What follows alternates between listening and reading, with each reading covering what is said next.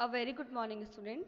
हमने previous class में Hindi grammar का पार्ट 1 भाषा, व्याकरण और लिपि चैप्टर हमने रीड किया था। उसमें मैंने आपको भाषा के बारे में बताया था। भाषा हम किसे कहते हैं? जिस साधन के द्वारा हम अपने विचारों का आदान प्रदान करते हैं उसे हम भाषा कहते हैं। भाषा के कितने भेद होते हैं? भाषा के 2 भेद होते हैं,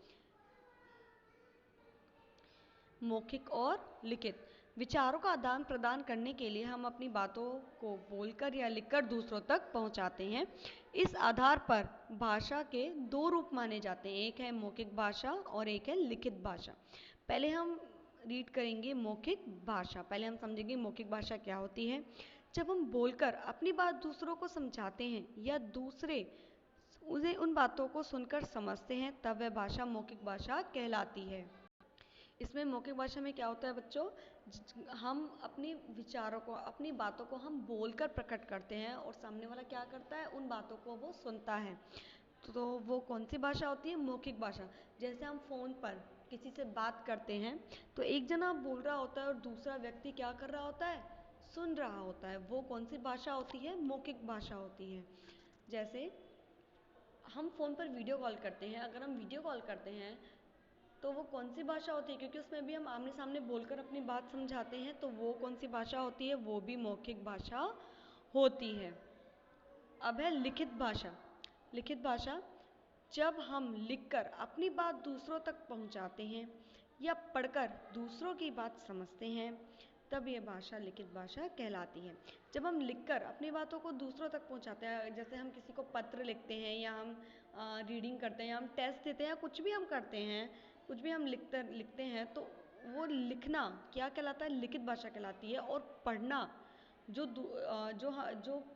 पहले व्यक्ति ने जो लिखा है और दूसरा व्यक्ति जो उसको पढ़ रहा है वो कौन सी भाषा होती है? लिखित भाषा होती है। जैसे कि नाना जी ने पत्र लिखा और माँ ने पत्र पढ़ा।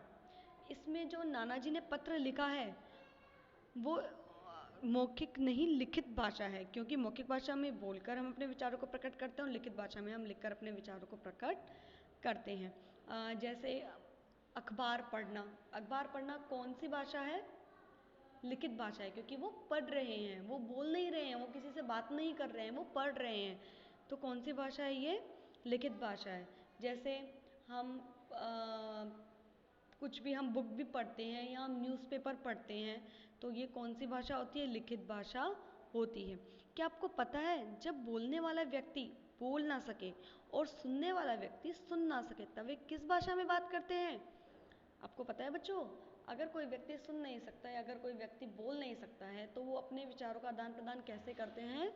वो अपने विचारों का आदान प्रदान इशारों में बात करके करते हैं। तब वे क्या करते हैं? इशारों में बात करते हैं। आपने मूक बधिर लोगों को इशारों की भाषा में आपस में विचारों का आदान प्रदान करते अवश्य देखा होगा। इसमें मूक बधिर का अर्थ होता है कि ऐसे व्यक्ति जो अपाहिज होते हैं। जैसे कि अपाहिज वो कैसे भी हो सकते हैं, जैसे कि जो व्यक्ति होते हैं वो सुन नहीं सकते हैं, जो व्यक्ति होते हैं वो जो बोल नहीं सकते हैं, उन व्यक्ति को हम क्या बोलते हैं? मूक बधिर लोग बोलते हैं, जो कि इशारों में बात करते हैं। वो बोलकर या लिखकर नहीं, अपने विचार इशारों में एक दूसरे को समझाते हैं, एक दूसरे को वो क्या करते हैं? अपनी बातें आदान प्रदान करते हैं। इसे हम सांकेतिक भाषा कहते हैं। सांकेतिक अर्थ होता है कि संकेत देकर हम किसी भी वो इशारों में बात करते हैं तो वो संकेत देते हैं कि वो क्या कहना चाह रहे हैं।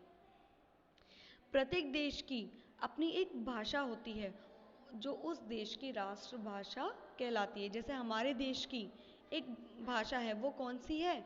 हिंदी है। और हमारे देश की राष्ट्रभाषा हिंदी है, जो हमारे देश की राष्ट्रभाषा कहलाती है।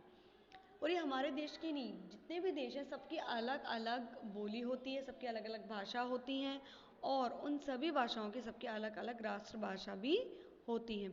हमारे देश में कुछ राज्यों में अलग अलग भाषाएं बोली जाती हैं।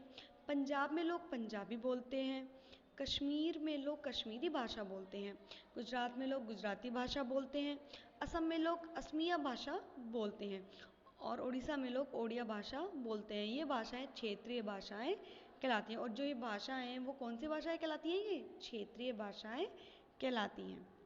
ओके बच्चों, आज मैंने आपको भाषा के भेद के बारे में बताया है।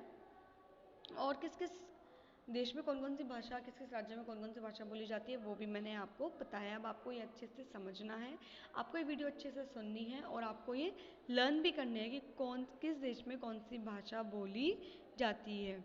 ओके, चलो आज के लिए बस इतना ही। Thank you.